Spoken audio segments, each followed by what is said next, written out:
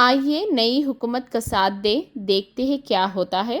سابقہ C M کے C R نے کیا اعلان۔ سابقہ چیف منسٹر کے سی آر نے کہا کہ ہم نے نئی حکومت کے ساتھ تعاون کیا ہے اور دیکھیں گے کہ کیا ہوتا ہے۔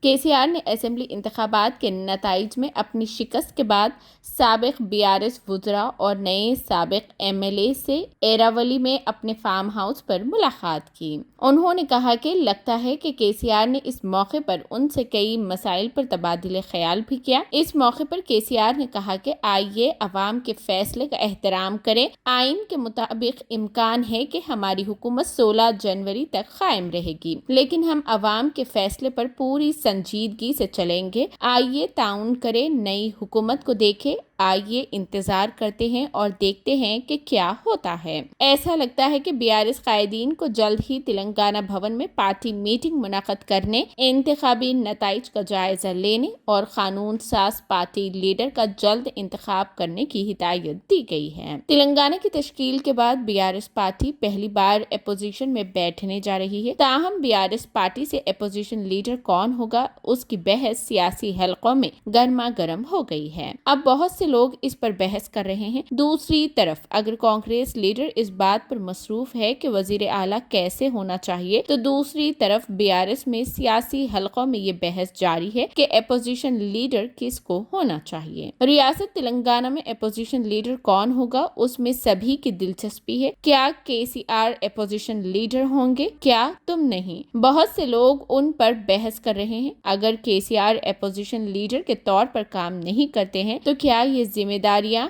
ہریش راؤ یا KTR کو سونپ دی جائے گی؟ بحث چل رہی ہے۔ مزید یہ کہ کیا کے سی آر واقعی اسمبلی میں آئیں گے، کیا تم نہیں آؤ گے، رائے کا اظہار بھی کیا جا رہا ہے۔